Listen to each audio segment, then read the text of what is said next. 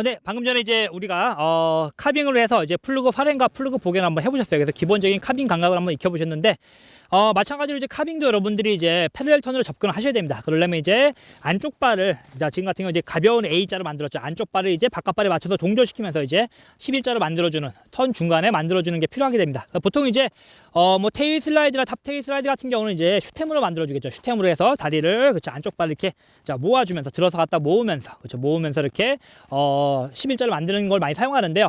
카빙 같은 경우는 카빙 같은 경우 스피드가 빠르고 몸의 기울기가 크기 때문에 이 안쪽 발을 들게 되면 밸런스를 잃게 상당히 쉬워요. 그렇기 때문에 안쪽 발을 안 든 상태에서 스키를 11자로 만드는 게 필요합니다. 보통 이제 탑 테일 슬라이드나 테일 슬라이드 같은 경우는 이제 바깥 발로서 하중도 가하면서 밸런스를 잡게 되는 거죠.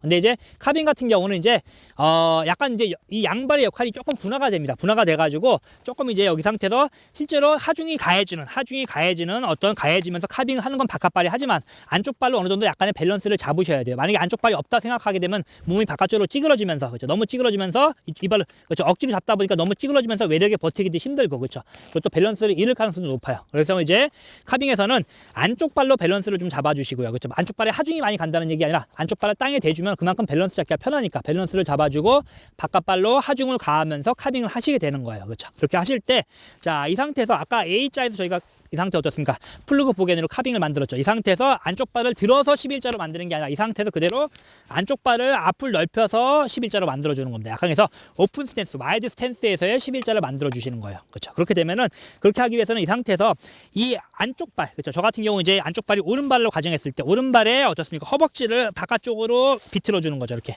비틀어줘가지고 외반 바깥쪽으로 비틀어주면서 안쪽 스키의 탑을 살짝 열어준다는 느낌, 오프시켜준다는 느낌이 들면 어떻습니까? 결과적으로 또 11자가 되는 거죠. 그렇죠? 그래서 이 상태에서, 자, 몸을 기울인 상태에서 카빙 풀고 발현을 했고요. 저희가 이 상태에서 풀고 발현을 했잖아요. 이 상태에서 이 안쪽 발에, 그렇죠, 허벅지와 무릎과 발목 같이 비틀어서 외반을 시켜줘서 안쪽 발에 탑을 열어줘가지고 카빙을 만드십니다. 그러려면은 이 안쪽 발의 앞이 가벼워져야 돼요. 그렇죠. 그러려면은 이 바깥 발의 대각선 방향, 뒤꿈치 쪽에 하중이 잘 가야 됩니다. 그래서 이 바깥발의 뒤꿈치를 잘 버텨줘야지만 대각선 쪽에 있는 안쪽 발의 탑 쪽이 가벼워져요. 그래서 탑 쪽이 가볍게 해가지고, 그렇죠, 물론 이제 이 안쪽 발의 발목을 살짝 앞으로 들어주는 거죠. 이렇게 발목을 위로 제낀 상태에서 탑을 가볍게 만들어서 탑을 비틀어주는 게 중요합니다. 탑을 비틀면서 약간 엣지를, 그렇죠, 같이 넘겨준다는 느낌 들게, 그렇죠, 아웃 엣지로, 그렇죠, 그런 느낌 들게 해가지고 이제 하는 건데, 지금 이제 여기 슬로프가 상당히 좀 좁아요. 좌우가 폭이 좁기 때문에 이제 조금 폭이 좁기 때문에 좀 이렇게 뭐랄까 조작을 하는 게 여유가 좀 없습니다. 그래서 약간 좀 급하게 조작을 해야 되는 거는 참고해서